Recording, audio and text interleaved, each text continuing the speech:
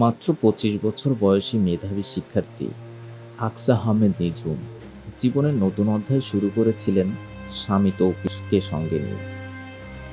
ঢাকা বিশ্ববিদ্যালয়ের মাইক্রোবায়োলজি বিভাগ থেকে পড়াশোনা শেষ করে একটি বেসরকারি বিশ্ববিদ্যালয়ে শিক্ষকতা শুরু করেন তিনি। একই সঙ্গে গড়ে তুলেছিলেন নতুন সংসার। ১ বছর আগে বিয়ে হয় তৌকির ও নিঝুমের। গত ডিসেম্বরে আনুষ্ঠানিকভাবে স্ত্রীকে ঘরে তুলে নতুন জীবনের পথ চলা শুরু করেছিলেন তৌকির।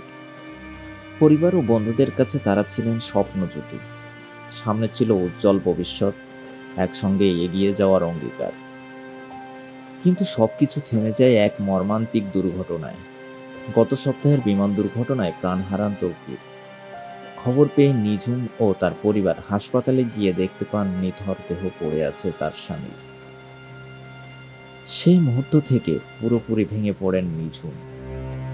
পরিবার জানায় মানসিকভাবে তিনি এতটাই বিপর্যস্ত যে বর্তমানের ঘুমের ওষুধ খাইয়ে তাকে শান্ত রাখা হচ্ছে। তৌকির শুধু নিঝুমের স্বামীই ছিলেন না, ছিলেন তার জীবনের সবচেয়ে বড় নির্ভরতার জায়গা। মহামারীর সময় মানুষের পাশে দাঁড়ানো, সততা ও মানবিকতার জন্য স্ত্রী গর্ব করতেন তার উপর। আজ সেই গর্ব ও ভালোবাসা মিশে গেছে এক নিঃসঙ্গতায়। এখন নিঝুমের কাছে বাকি রয়েছে কেবল কিছু ছবি, কিছু স্মৃতি আর গভীর এক শূন্যতা। পরিবারের সদস্যদের কাছে তৌকির একজন শহীদ হলেও নিঝুমের কাছে তিনি চিরকাল অপূর্ণ স্বপ্নের প্রতীক হয়ে রইলেন।